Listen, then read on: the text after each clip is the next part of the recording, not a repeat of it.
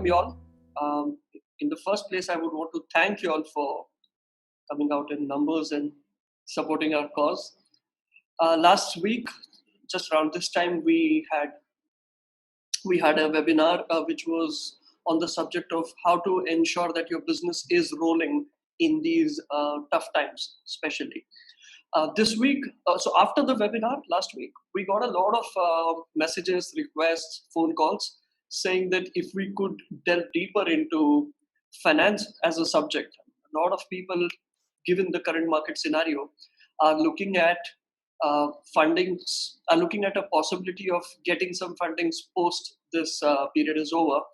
And how to go about that was the main point of contention for a lot of discussions. So what we have done now, as you all know about the subject, what we all have done is created a presentation, a deck around how to build a effective business plan. I'm sharing my screen with you all.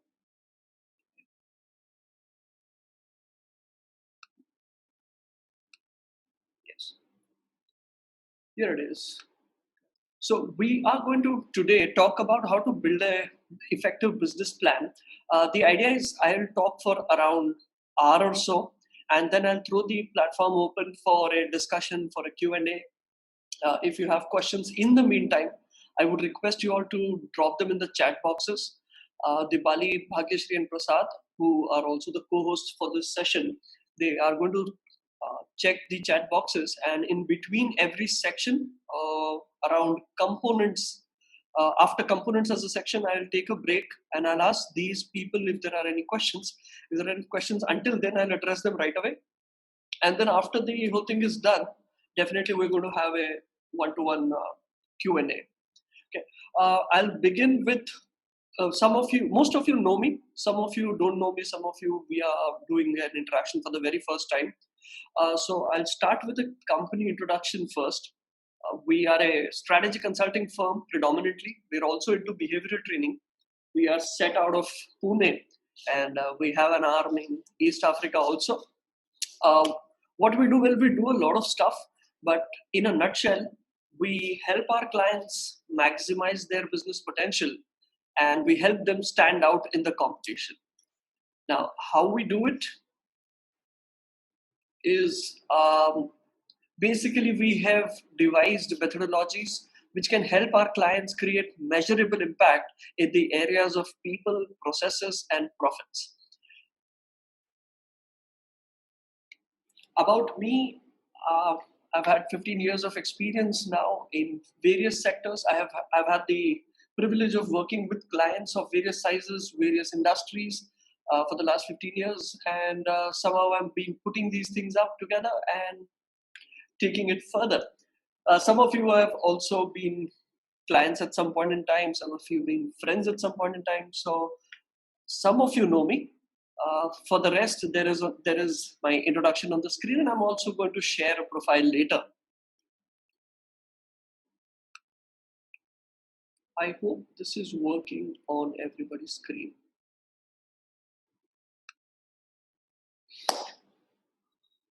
Okay, so first thing, before we even look at what a business plan is supposed to be or how it is supposed to be, let us first look at some applications. Now, the most common understanding of people out there in the market about a business plan is that it is used for funding purposes, which it is.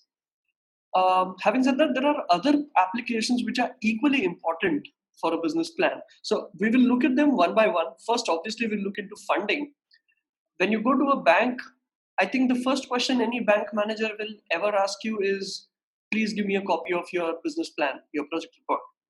Right? If you go approach venture capitalists, obviously you're going to create a pitch decks. You're going to create presentations about your offer. But the basis of those presentations, the basis of those pitch decks are always going to be your project reports or your business plans. Even other lenders such as angel investors, private investors, equity holders, Ps, whatever you like to call them, all of them, in essence, what they're asking you for is a business plan.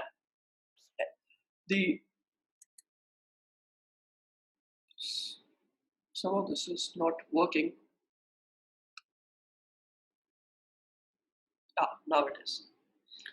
Okay. The other application is organizational development. Now, sometimes a lot of people say that I don't need funding. So why should I create a business plan?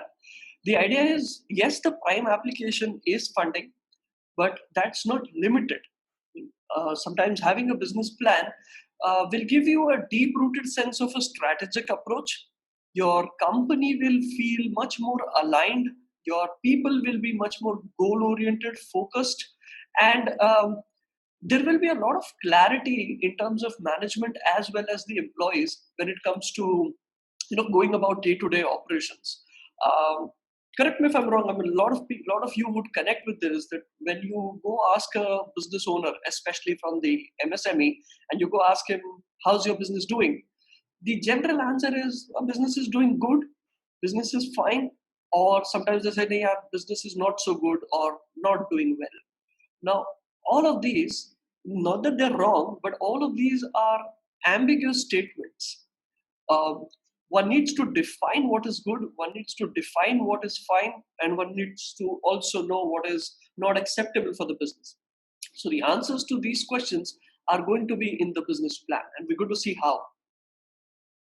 The third application, some of you must be investors also. If not some, most of the market is heavily inclined at investments in some form or the other. And given the current scenario, there's a lot of talk going on that once the lockdown is lifted, a lot of businesses are going to be in shambles, are going to be in difficult phases, and this would be the right time to buy if you have money. You must have. I'm not the first one to tell you. You must have come across this. But then you, as an investor, are going to be spoiled for choice. There is going to be a lot of options available, and then how do you make your choice? Let me give you an example. If, let's say, you have 50 lakhs rupees spare, and you want to know as to where should I put my money, and what kind of business investment should I do. So the critical questions you are asking yourself actually are: what will be the rate of return? When will I get my money back? And should I put my money in this option or should I put my money in that option? What will yield me more?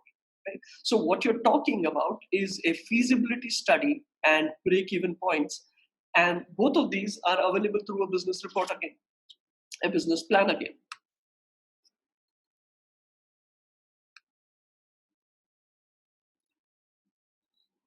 So this was about the applications of a business plan. I have set the context and the predominantly right now context about every sessions, especially about this session, is the COVID, the ultra setback that we've had to our economy. So in that context, we're going to discuss um, getting funds or investing, both of these options. Okay. Now I'm moving to the technical aspect of a business plan. I'm going to discuss the components that go into a business plan. Okay. Largely, a business plan is divided into four major components. First is overview. Then we talk about a few plans, functional plans. We also talk about analysis. There's a lot of analysis. There's a lot of study that needs to be done when you build your business plan up. And lastly, and most importantly, we're going to talk about a lot of technical financials when it comes to business plan, financial reports. So let us first look at the overview part. In the overview part of your business report, the first and the most important thing, guys, is executive summary. Executive summary is those one or two line or maybe three-line description of what you're going to do, what need of the market are you going to address, and why do you think you are eligible to address that need, and how are you going to make money? If possible, how much? So it's a summary. You're not going into a lot of detail, but you're in a nutshell talking about your business in 4 to 5 lines. Now, a lot of entrepreneurs have a difficulty in setting this up because when you're doing a business, there is product, there is marketing, there is company philosophy, there is a lot of things, and entrepreneurs tell me that you are asking us to do all of that in 4 to 5 sentences, Ketan. How is that possible? Uh, Now, here's the answer to this. An executive summary would be something like, if you meet some investor or if you meet some potential funding lending guy, let's say in an elevator, and you're both traveling to the 5th floor, right? And I think you'll get not more than 30 seconds or 1 minute. If you're going to be able to convince that guy to give you a second appointment in that elevator, well, that's something what your executive summary would be like. In the parlance of sales, a lot of salespeople here, they will relate to what I'm saying. In the parlance of sales, it's like an elevator pitch, actually. Right? In the second stage, then we have to write about our company description, right? Who we are, what is our mission, what is our purpose, what is the vision that we're looking at, what are the values of this organization, what do we stand for. Again, a lot of times entrepreneurs discount this, saying, oh, mission statements are just for marketing purposes, or some entrepreneurs even go out on the internet and copy paste. I would suggest one should have at least a 3 to 4 days of discussion within the team to elicit a core strategy, to come out with things which the organization will actually mean. Why that is important is because not just to impress the investors, but this is a tool that you're going to use as a business review mechanism going further also. Third thing that you must include in the overview section of a project report or a business plan is your product or service or idea, whatever that you're going to deal in, a description about that. Again, it cannot be very elaborate, but it will include things like, what is the product all about, what is it going to do for the customers, who could be the customers, who would buy, if possible, pricing and other stuff about that product. Okay, and most fourth point, very important, team profile. Okay, from an investor's point of view, the banker or VC, they're interested to know as to, why do you think, what exceptional competencies do you guys have to pull this off? Why should I believe that you will be able to do it successfully? Right? So write your team profile in a way that convinces the investor that you are that set of people who are exceptionally qualified to do this. Right? Like, for example, if you are going to venture into, now again, this is not strictly cast in stone, but if you're starting a technical company, or if you have a technical company, and then if I see one of the founding members or one of the members on the board to be an engineer himself or some technical qualification himself, it tells me as an investor that much more, that this person understands the business, the nuances of the business, and the credibility goes up. I will move to the second section, which is functional plans. Okay, now this is very elaborate. There are 4 major types of functional plans: operations plan, marketing plan, sales plan, and human resources plan. Now, operations plan includes things like, what are the kind of machineries that I will need, what is the space that I will need for those machines, what will be the optimum capacity of the machines, how many shifts would I run to deliver X amount of product, all of those things, right? And how many rounds, and what is the maintenance cycle, all of this will come in your operations plan. Then second, there is something called as marketing plan. I have categorically separated marketing plan and sales plan. A lot of templates would categorize this as one, but I think it has to be different, because otherwise people get confused between what are marketing activities and what are sales activities. In marketing activities, basically you're going to talk about a plan to ensure that your brand message reaches your customer. Okay, it is in nutshell, it is going to be about how are you going to promote your business, your brand. Okay, sometimes products also. And a sales plan would be, what is the market that you've defined for yourself, and how are you going to ensure that you touch base with them and sell to them. Okay, so marketing would be promoting to them, but sales plan would be actually selling to them. Like, for example, a marketing plan could entail things like, again, not restricted to, but entail things like advertisement plan, social media marketing, digital media marketing, or what would be the brochure design, what will be the logo design, are we going to create video as a vehicle? Are we going to create photo collaterals as a vehicle to carry our brand message? Are we going to look at some brand ambassador? Are we going to look at some associations? All of these things are going to come into your marketing plan. Whereas in your sales plan, you could actually devise the channel for sales. Like, are you going to have distributors? Are you going to have super stockists? Or are you going to reach the market directly? Are you going to reach the end market directly? So basically, how is somebody going to buy your product will be in your sales plan.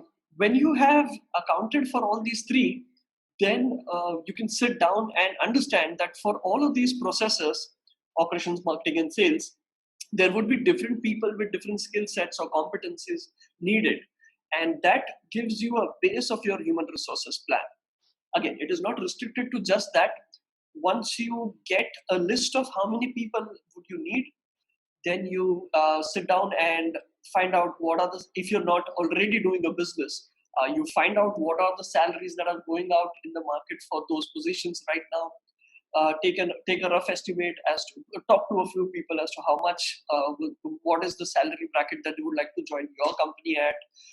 Make a fair analysis about how many people you would need and what would be the cost to hire those people. And remember, friends, it's not just about salaries; it's also about cost that employee will bring to your company. So that has to be accounted for in your human resources plan, like incentives, if you're going to pay them PF, if you're going to do other activities for them, whatever it is. So anything that has got to do with remunerations of your human resources, sometimes directors' remunerations included, will go under your human resources plan.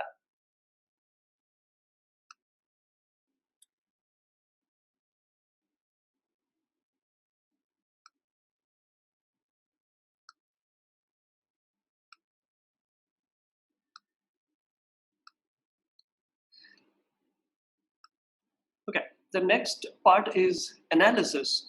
Now, in a business report, one of the key fundamentals of a business plan is how well have you analyzed different different concepts of your market.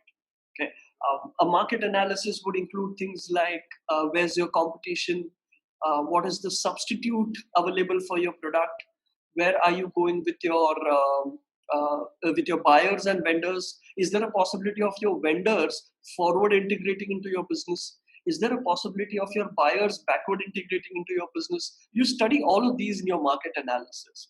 Then you go to the second level, which is industry analysis. Here you find out how your industry is pegged at. Where is the future? What are the trends that are dominating your industry? What has the past data been? Okay. Thirdly, you go to competition analysis to make a landscape of who are the major players in the market, what is their market share like.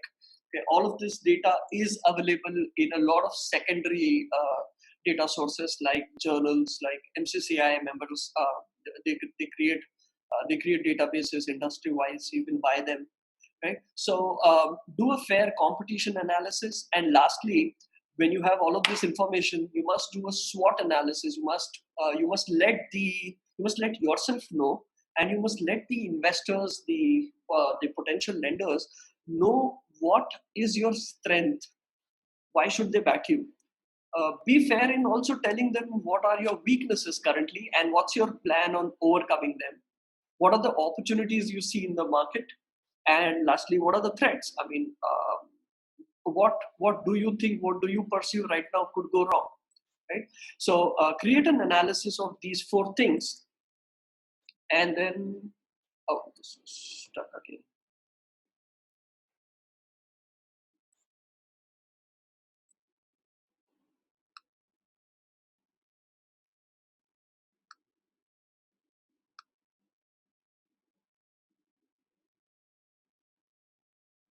Yes.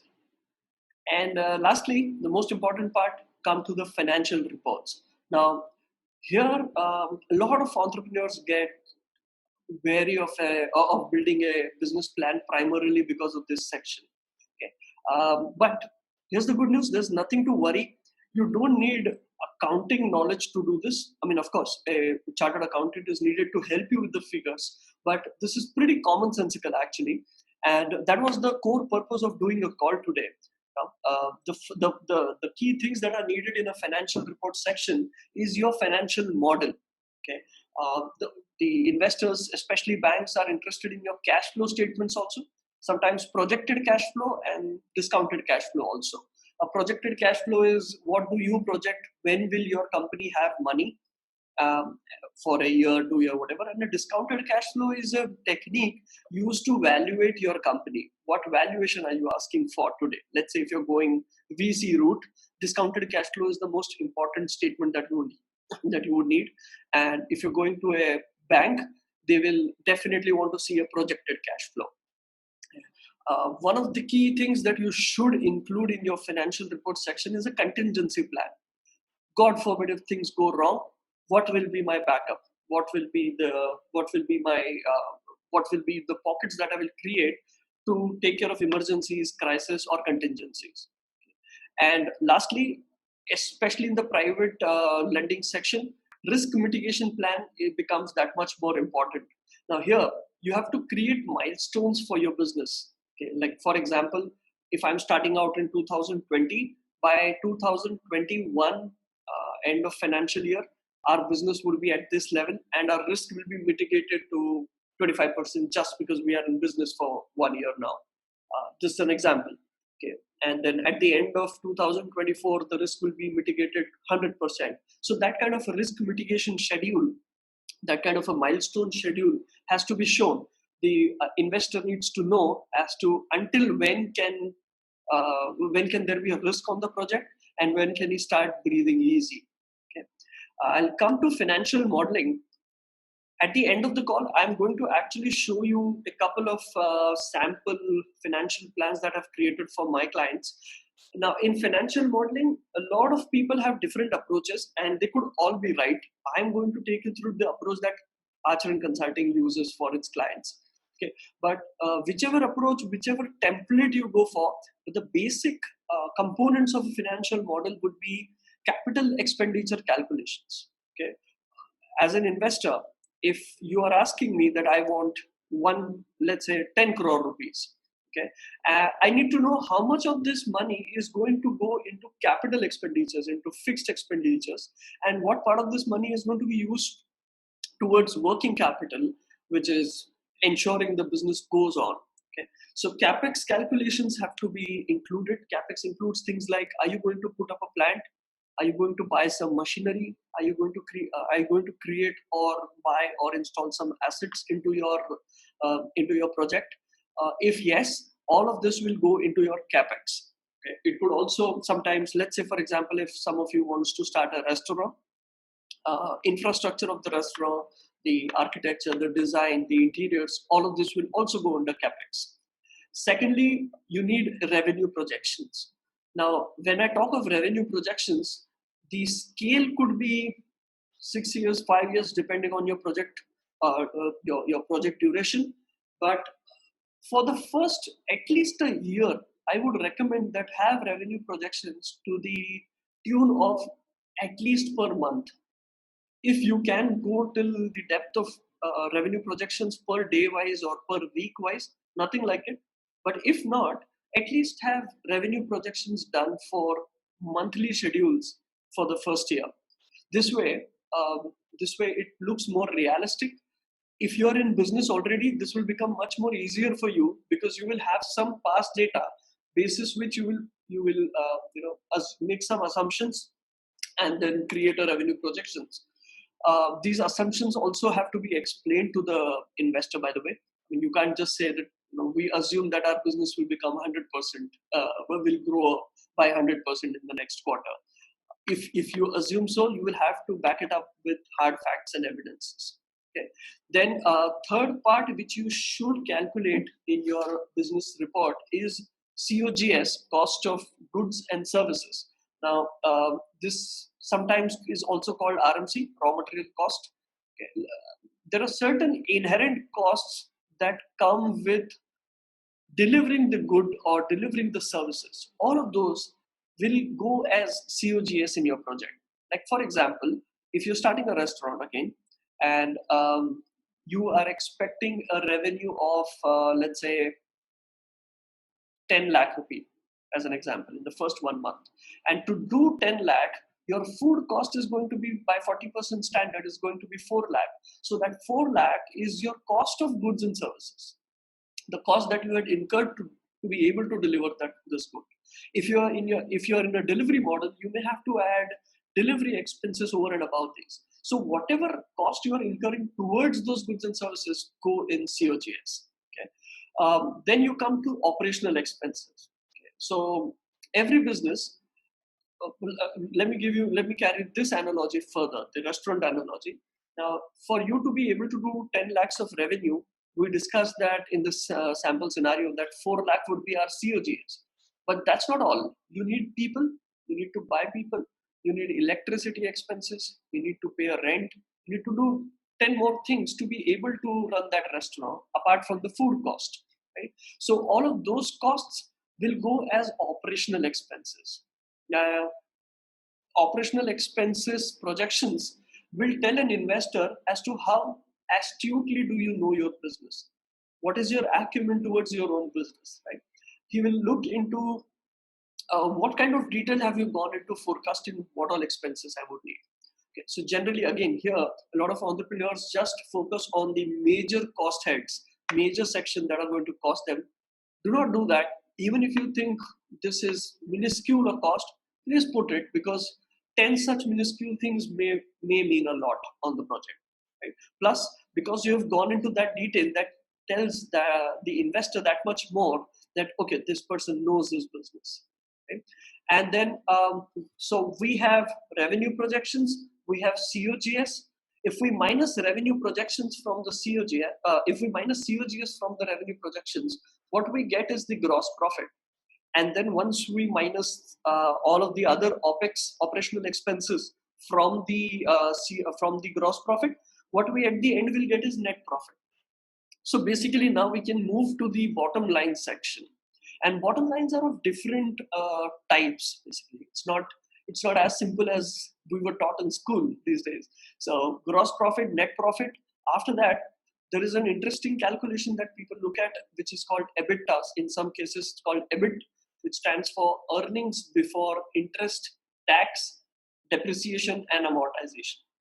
Right? So, what would be your earnings before you have paid any interest, or before you've paid any tax, or depreciation, or amortization?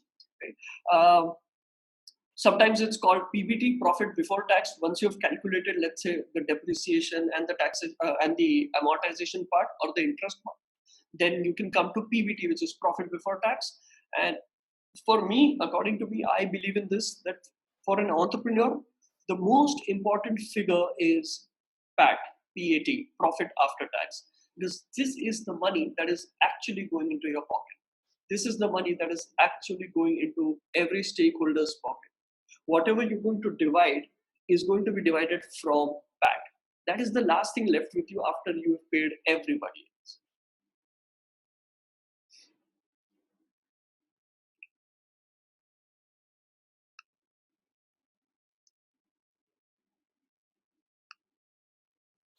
Okay, I am going to take a break here.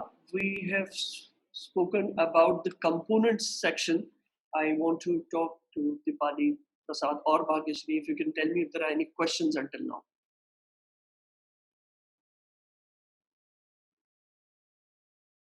No questions as of now, Ketan. No questions. Can we go ahead? Yes.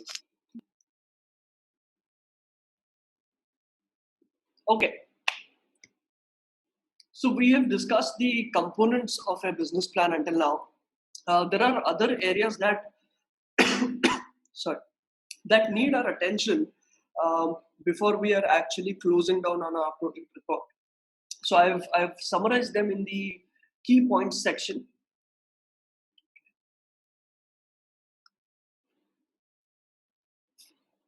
One thing that we shouldn't forget, and I think mentioned this in the earlier part of the presentation also, that your project report is also a very important marketing instrument.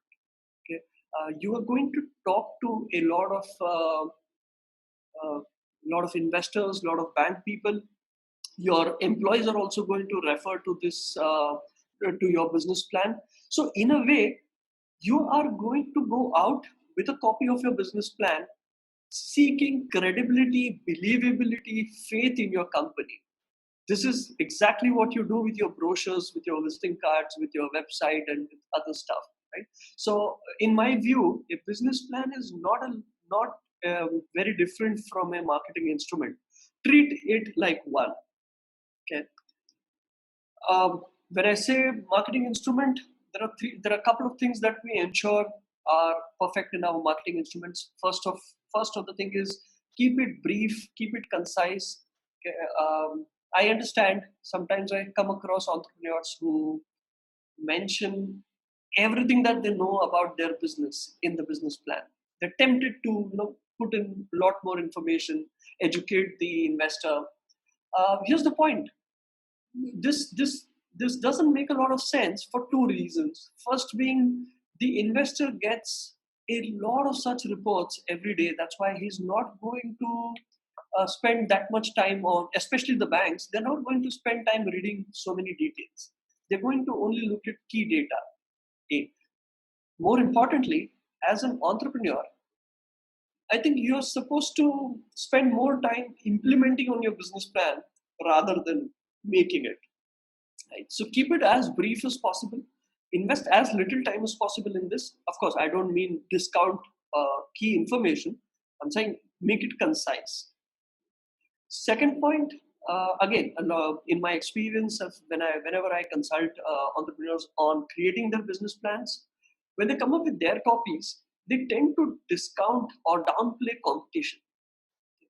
I would suggest don't do this because, again, there are a couple of reasons here. Firstly, as an investor, they think very differently from what an entrepreneur thinks. Okay, they're always wary of putting in money. Actually, most investors go with this philosophy that I would discard 100, I would discard 97 out of 100 projects that come across to invest in the three that really make sense. Okay, so their mentality is to discard. They're always inherently coming with the thought that, oh, I might lose money here. Okay? So when you're saying that there is no competition, or you have some kind of monopolistic advantage in the market, the investor is taking it in a way. Why is there no competition to this? This could only mean that there is no demand either, or the margins aren't very high in this business. या तो कोई खरीदार नहीं है, या तो कोई market नहीं है, या इतना ज्यादा मार्जिन नहीं है कि कोई और इस बिजनेस में आ गया. You can't be the first one to have thought about this altogether, unless of course you've invented and done some innovative thing. But generally, investor would think like this. So do not downplay competition. Tell the investor that, okay, this kind of competition does exist, that this is their statistic, that is their statistic. If there are strengths that you found out about those competitors, be transparent and let them know, because if you don't, they will find out. Secondly, there are some type of businesses that in fact thrive better when there is competition. Like for example, retail section, or retail garments, wherever we buy our clothes from, we generally do not go to one shop in one area. We go to something like a mall. There, you go in, window shop into four or five shops, and then select from one. That way, the footfall in that market increases, and everybody gets increased opportunity of luring a buyer. So that's why do not downplay a competition at all.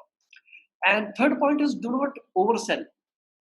Do not talk of things like, I've got the best in business, I've got the world class team, unless of course you have it.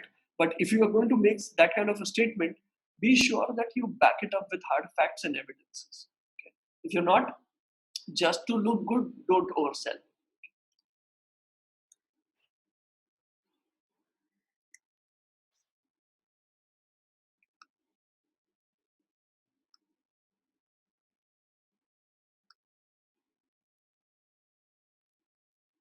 Okay. Another most important factor while creating a business plan, which troubles most people, is how many years should a business plan ideally be? Okay, now, there is no perfect answer to this. If you are in that kind of a business where projects go on for decades altogether, sometimes there are projects where R&D goes for 8 years before even you start production. 8, 10 years sometimes. Okay, so if you're in that kind of business, obviously things will change. But again, generally speaking, taking a market standard average, I believe that you should plan for at least 5 to 6 years. Your vision of planning forecasting should be for at least 5 to 6 years. Okay, now 5 to 6 years plan looks good.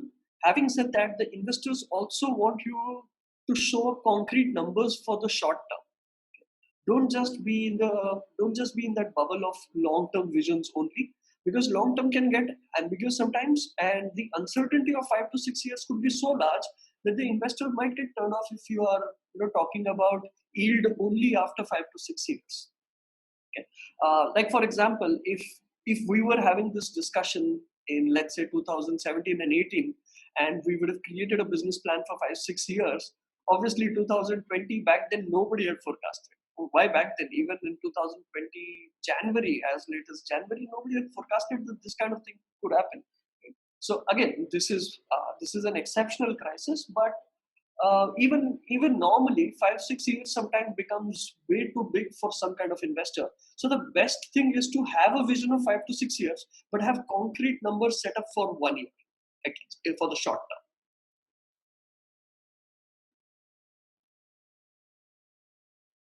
Okay, when you create a business plan, always create one looking at audience expectation. Now, what I mean by audience expectation is different kind of investors have different mentalities, have different ways to look at a project. Okay, and if you're going to approach different type of investors, like if you're going to approach a private investor as well as a bank, be sure you have different type of business plans. Okay, the basis of it will be same, of course, the projections will be same, but like for example, if you go to a VC, he is interested in figures like IRR, internal rate of return, in net present value. He's interested in things like exit strategy, mergers, acquisitions. What's your plan? How will I get money? Okay. Whereas if you go to a bank, their main thing that they worry about is your ability to repay, your stability, your security. मेरा पैसा तो कहीं नहीं जाएगा ना, especially in this in current last couple of years scenario where NPAs of banks are at an all-time high, and it's coming under a lot of public scrutiny as well as administrative scrutiny.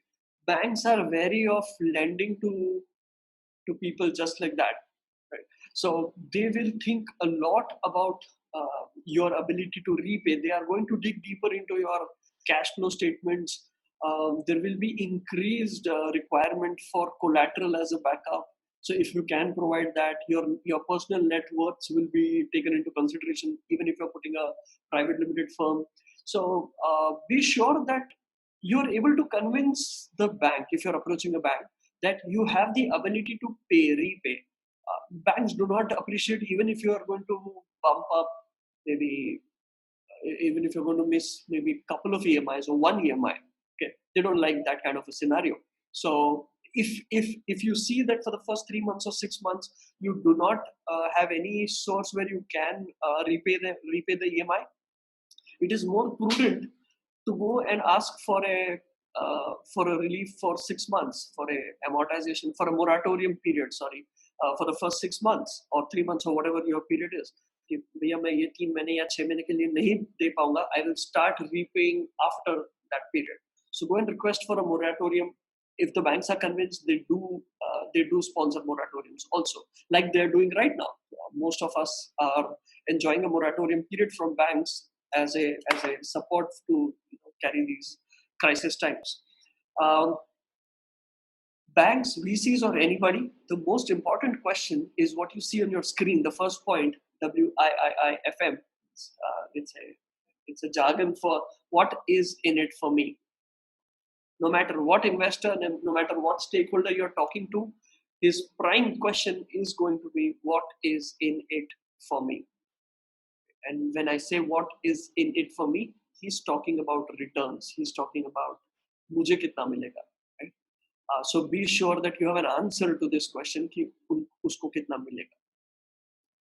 Um, Another thing to remember is know your business model. Okay? Business model is basically answer to how is this business going to make money? How is this business going to earn money? Is it going to be a B2C model? Are you going to be in a B2B model, or a fusion of that, or a combination of that, or something else? So you need to know, you need to tell your investor that this is how I will earn money. You might come up with a really fancy idea.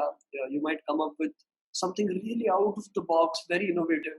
But if you're not able to put that in a model and convince the banker that this is how the project or the business is going to earn money, chances are that they might not consider that idea in spite of how good the idea is. Scalability. Now, in the last decade or so, the technology influx has made it so surreal for most businesses that investors are always looking at scalability, especially the private investors.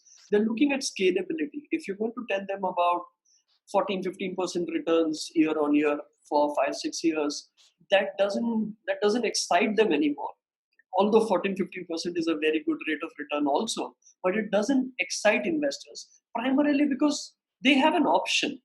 Okay. Now, one thing you must remember as somebody who's putting up a project report for funding is, when you are putting up a project report to a lender, the whole of this world, any business in this world who is going to put up its project report, its business plan for funding, is actually your competitor. Just let me elaborate.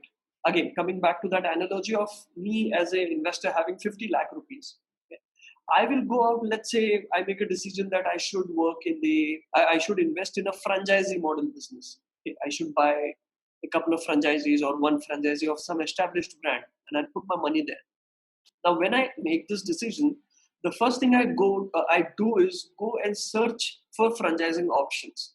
Now, if you're one of them, let's say if you're a restaurant which which is looking at franchisee investments, um, and then there is somebody else with a salon business who's also looking at a franchisee investment, and then there's somebody in the education sector who's also looking at franchisee investment. All of this is your competition. Okay. As an investor, I can choose where to put my money. So, in that essence, you are going to compete with a lot of other businesses who are looking for investments. So, ensure that you can convince the investor that there is scalability. You're going to earn X amount today, but tomorrow, maybe in near future, it will become 2x, 4x, that kind of scale. Um, Technology is the best solution right now that looks like the most possible or the most feasible solution to scale. But of course, having said that, there are other options also. If anybody's if anybody is interested in understanding how can you make your business model scalable, we can have a private conversation some other time also.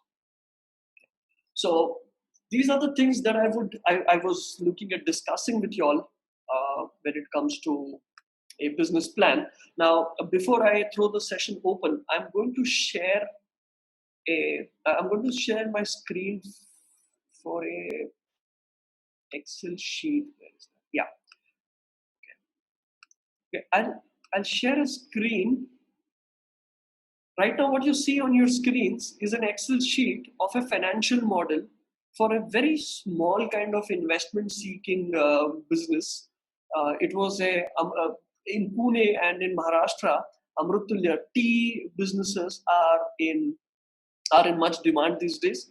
So we had somebody approach us who wanted to create a business model for a Amrutulya tea outlet, tea cafe, and so what we did is, you remember when I discussed capex, what you see on your screen right now, the inception cost sheet, is actually this section, this much, is talking about the capex requirements of this guy. He wants a laptop in one outlet. He wants an iPad in the outlet also. He wants to buy uniforms for these people. who would work in this outlet. He wants to create a website, some marketing collateral like pamphlets or something. He wants to also do trademark registrations, and he wants to invest a bit in learning and development before the outlet starts. So L&D otherwise could have come in OPEX, but because he wants to do it beforehand, it has come in CAPEX. Okay. Then we sat together and found out what kind of people would be needed, their costs. Then we looked at what kind of revenues can we forecast, and that's how we created this project report. This was a small business. I'm also going to share a project report of a bigger project, a business plan of a bigger project. Just,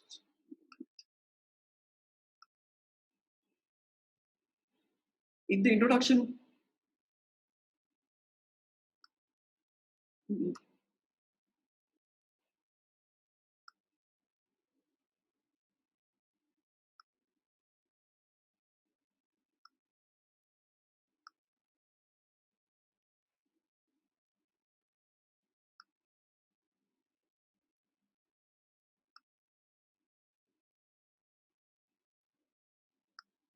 I hope you guys are able to see this. In the introduction part, I said we have an arm in East Africa also. So one of our Indian clients wanted to set up a plant in East Africa, and this was an existing business with a new offering in a very new market. So we did a detailed capex study where we looked at what kind of infrastructure would you need, what kind of machineries would you need to set that plant. It was a manufacturing business, so there was heavy machinery needed, and then there were a lot of ancillary expenses needed. So if you see A, B, and C, those are the heads under those. Those are the totals of the heads, ancillary machinery and infrastructure cost heads. And then we came out with a capital requirement, which was here. We also needed a moratorium period. I mean, once the plant was set, it wasn't possible to start repaying the investors from day one. So we seeked a 6 months moratorium period, and we did a calculation of how much money would be needed in the moratorium period, and that's how we came up with a inception cost, a capex plan. After that, we projected revenue. As you can see, when I was telling you all that, have figures, have concrete numbers for the first 1 year, in divided into months. So we did M1, month 1, month 2 until month 12. We did an assumption here of 5% month on month growth, and first month projections were based on the market research that we did in that market. We put those numbers up, and there were different products. So we looked at market researches of different products differently. We didn't do a business study, we did a product level study for them. And then we had a revenue for A product, B product, and C product. And then we came up with combined revenue of the first year that we are anticipating. And to be able to do that business, what will be the COGS for every product? So we looked at revenue from A and the cost incurred to be able to sell A or manufacture A, B, and C. That's how we came up with gross profit on each of the products. We also looked at how many people would be needed, what would be the average salaries in the East Africa market for them, and we did a calculation for 6 years based on that. And finally, we came to the income statements, where if you can see here, we have taken the revenue from the previous sheets. We've taken the COGS, the cost of goods and services, from the previous sheets. What we got here is gross income or gross profit. And then we put other things like HR cost, utility expenses, rent, software renewal or maintenance cost, miscellaneous maintenance cost, uniform, safety gear, everything that we could think of that will cost us has been put here. We have also accounted for depreciation here, because when you talk of assets, then there is depreciation involved. You guys can talk to chartered accountants for more knowledge about depreciation. Knowledge management was very essential, because when you hire people, they need to know how to do things, and when there are new people, you can't keep training them again. So they wanted to devise a mechanism where they're able to manage their knowledge also. So some kind of expenses were forecasted for that, sales and marketing. And then finally what we got was this figure here, profit before tax, and then we calculated a tax percentage, average tax percentage, and this was the profit after tax that we were anticipating. So basis this, now this entrepreneur gets to know that these are the margins that he can earn, and basis this, he decides what kind of money he needs from the capex sheet. He decides what kind of offer can he make to an investor. This is the kind of percentages that I can offer you if you give me X amount of money. So that's why this sheet is very, very important when it comes to strategic planning and investment.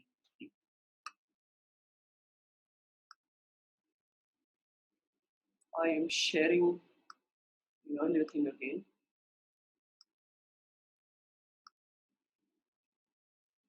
Okay. Now I request the cohorts to give people the options of unmuting themselves, and I'm going to throw this session open for a question and answer interaction session. If you have any points that you would want to share, or any questions that you would like to ask, go ahead, unmute yourself and ask the question.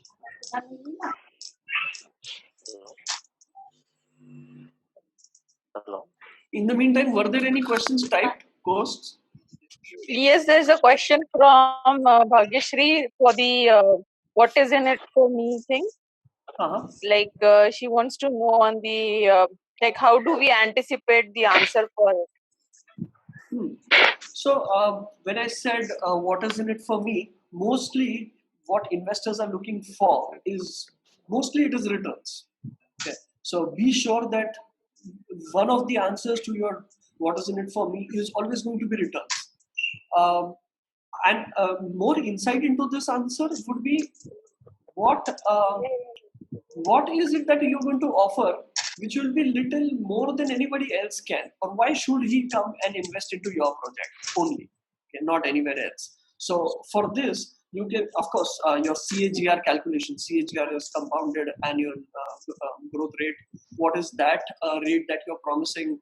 What is the money he can take? Or if you have a plan of building up a business for 5 to 6 years and then one fine day sell it off to some other bigger company or a buyer, what could be the target valuation that you're looking at the end of 5-6 years? Let's say, for example, let's for example say I'm looking at one CR investment, and I'm willing to offer I'm willing to offer 15% against those 1 CR right now, and I can tell I should be able to tell this to my investor that at the end of 5 years or 6 years we are looking at a valuation of 25 CR, and that means your 1 CR that you invest today is going to be 3.75 CR at the end of 5 to 6 years. So that's a rate of return of more than 300%, or roughly 300%. So those kind of things are your answers to WII FM. What is in it for me? Thank you so much for answering. Pleasure is mine, Bhagyashree. Please mute everybody. Just unmute yourself only when you have a question. Any other question, Dipali, that we have in the forum? Ketan, there is a request from. There is a request. Yeah, tell me. Okay. So, do you mind if you share the slides to our email, please? Okay. So, I don't know how I can, because this is a presentation that we have built on the internet. If I may not be able to share the slide, I'll share a link to the slide for sure with you guys.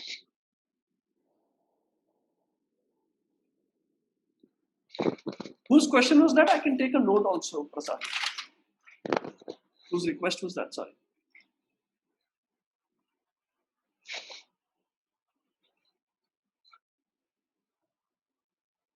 Okay, we can find that out later. Any other questions? No questions, Ketan, in the chat as of now.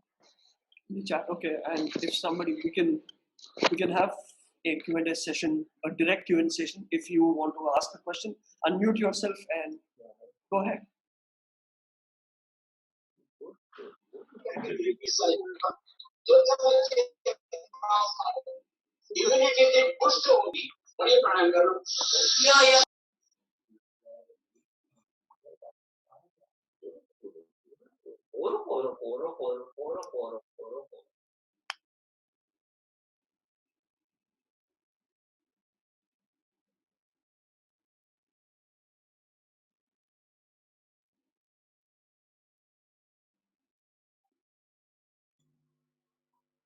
Sorry, I've got a question. What about if we model like marketplace business? So pretty much the goods wasn't belong to ourselves, so it belonged to someone else, but they sell it on our place.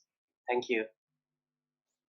So, was your question that somebody else would want to sell under in your market? Is that the question, Navi? Yes, that was my question. So how do you Okay. model it? Yeah. So if you're going to be a facilitator for somebody else's product in your market, I think even then the onus of creating this business plan in that case lies with the seller and also with you, because if you are going to act as a facilitator, I see that you have choice, right? You don't have to go with only the first person that has approached you. So how do you make that choice? Is basis their business plan, is basis their projections, and also it will be prudent that you, once you get their business plans, you do one yourself also. Okay? Because most times, okay, if not most times, sometimes you would come across people who would create a amplified, glorified, magnified kind of a project report or a business plan just to suit their needs. They would want to show more than is possible. And if you sense that, if you think that, it's always nice to do this kind of a business plan yourself also, with an independent study done by you or people from your organization. Have I answered you? Yes, thank you. So pretty much, I have a free, so I can freely adjust the plan itself because I'm the facilitator. So pretty much, I can adjust it depend on the market itself and the what my goal are or such as like that. What do you reckon? Yes. So if you are into virtual stocks, definitely you can adjust yourself, because when it is about virtual inventory, there is no limit to it. Technology is enabling limitless businesses when it comes to virtual inventory. But if you're going to have some physical inventories, where even if you're a facilitator, but if you're going to be needing some physical inventories, be sure that you're making enough money to justify per square inch cost of your physical inventory of real estate, whatever real estate you're going to employ. Be sure, and the money the capital that you're going to employ, be sure that you're getting enough rate of return on both of these factors. If, like I said, if it is a virtual inventory, nothing like it. I mean, then just don't worry, because you're always going to be at profitable ends since you don't put in nothing. But if you're going to, procure some products and keep it with you in some physical form, then be sure you are at least doing justice to your real estate cost involved. So I can do it by acquisition on a other company or making like by any tangible assets or anything like that. What do you reckon? Well, both have their own charm. Like, a lot of the world is moving towards virtual inventory, surely, but at the same time, somebody has to do the virtual part also. And because the real estate prices in the last decade or so have seen such a lot of escalation, I think virtual inventories are going to have their are going to come back into the market with a bang, because ultimately, you even if you are into ultimately even if you are into virtual selling, there has to be some product, some tangible product exchanged, unless you're into digital securities or things like that, or services. But if you're into products, it always makes a lot of sense to have tangible products, according to me. But this could be my bias. If you definitely come across something which is virtual but very good rate of return, why not? Oh, sure. it's interesting for me anyway. So thank you anyway for your answer. Yeah. That is mine. Thank you.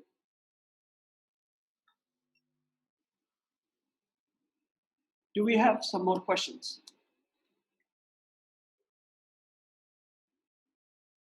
Not in the chat, Ketan, as of now. So I think people can ask directly now. Yeah.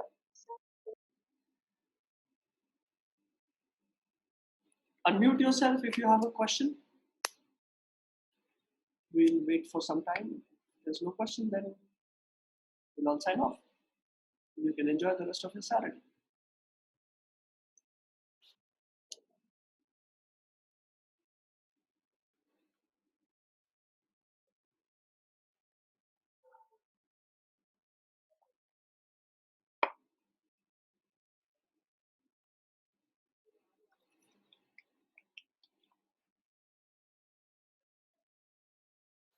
Okay, until somebody frames a question, just one thing.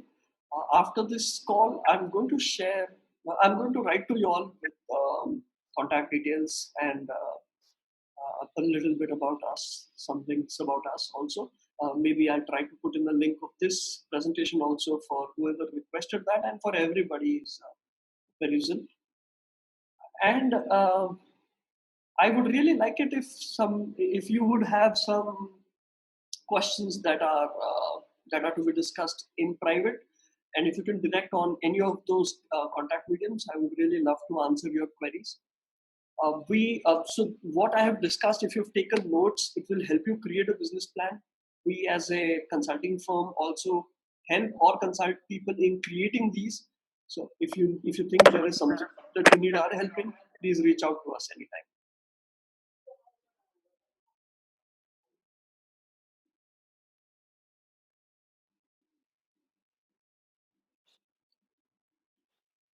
Okay, so I think we are all done with the session. Since there are no questions flowing in, we can sign off.